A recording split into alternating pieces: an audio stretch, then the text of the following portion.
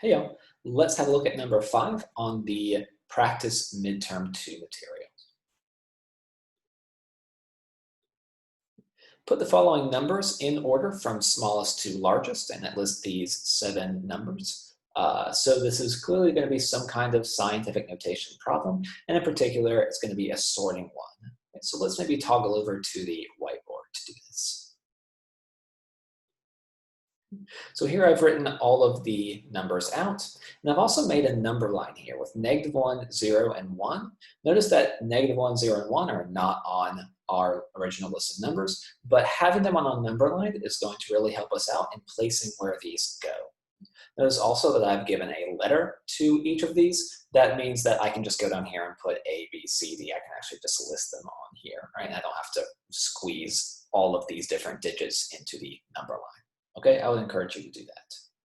Okay, first step, before we try sorting these, let's make sure they're all in scientific notation because that's going to make them much easier for us to compare to one another. Okay? So what we're basically checking is, are these each a number between 1 and 10, or between -1 and -10, right?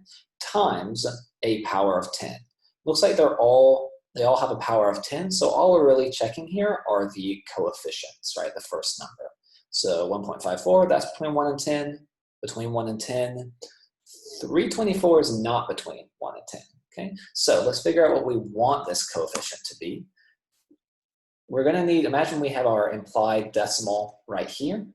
We need to move this over until we have a number between between 1 and 10 for our coefficient.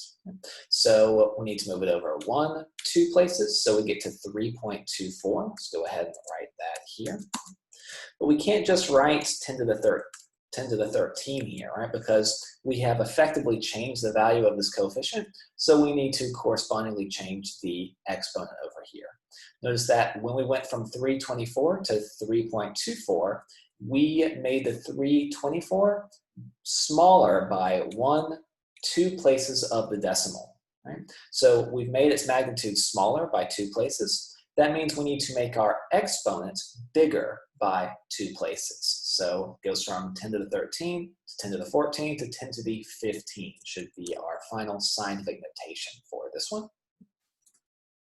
All right, this one looks good. It's between -1 and -10 for the first coefficient. This one looks good. This one looks good. And then all that's left is this last one, the 35. Okay, so that is clearly, 35 is not between 1 and 10. So let's edit this. We need it to be 3.5 times 10 to the something, right? Imagine our decimal place right here.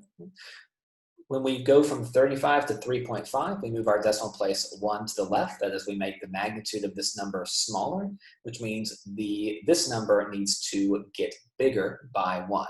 Right, so this needs to be -6, right? Notice that I increased this as the value of this number, not its magnitude. I went from -7 to -6, not to -8.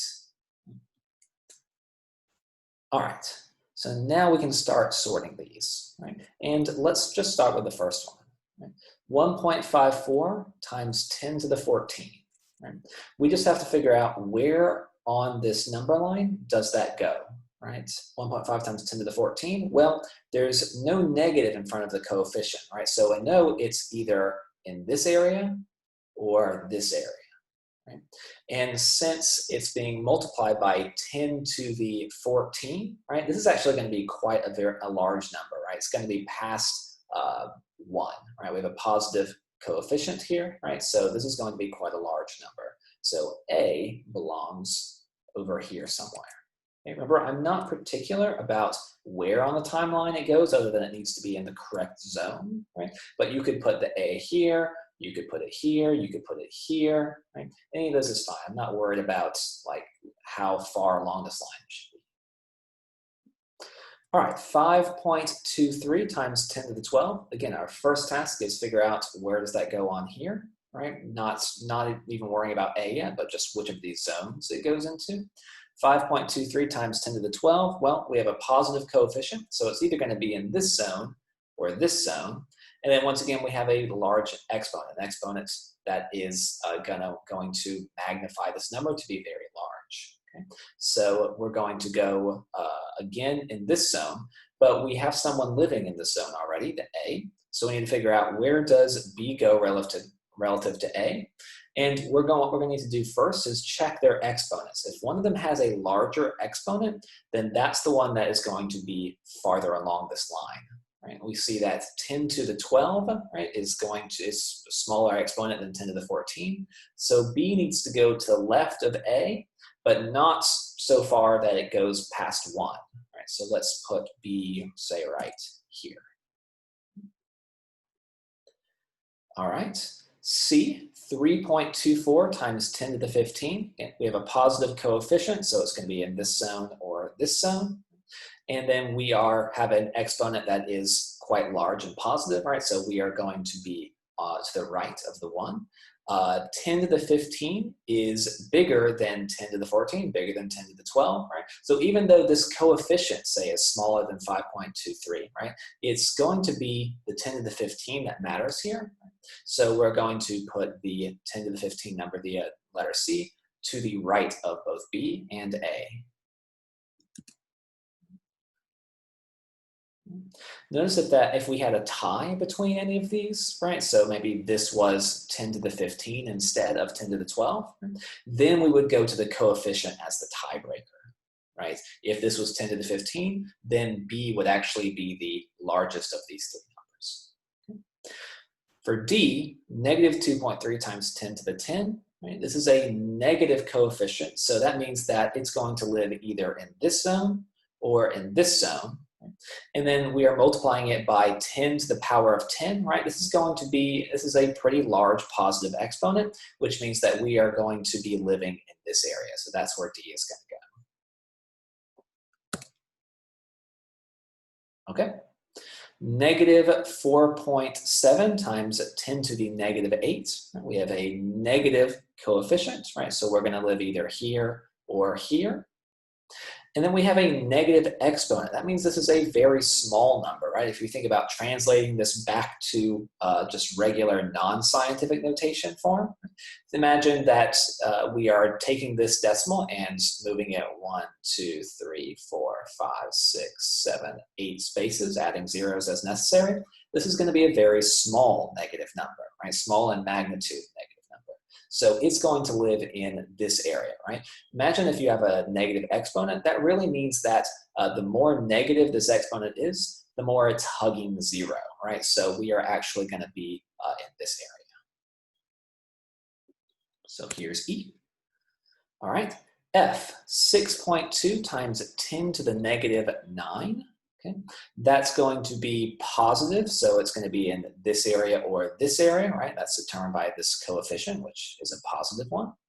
And then 10 to the negative 9, that's a negative exponent, so we're actually going to be in this zone here, right? Remember, negative exponent means it's going to be a very small number in magnitude, close to 0.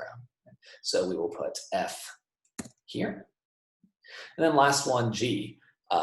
3.5 times 10 to the negative 6. Right? This is going to be a positive number, so we're either in this land or this land. Right? And then times 10 to the negative 6, negative exponent means that we are going to be living in this land. Okay?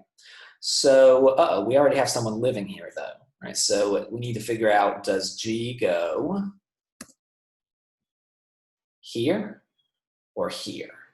Right? So let's look back at F, right? So again, the first thing we need to look at is the actual exponent, right? So negative 9 versus negative 6, right? Remember what I said earlier, the more negative the exponent is, the more this number overall is hugging 0, right? Since this exponent is more negative than this exponent, the F is going to be closer to 0 than G is, right? So G is actually going to go over here. And that's our order, D, E, F, G, B, A, C. Okay. Let me know if you have any questions on this. Otherwise, I will see y'all in the next video.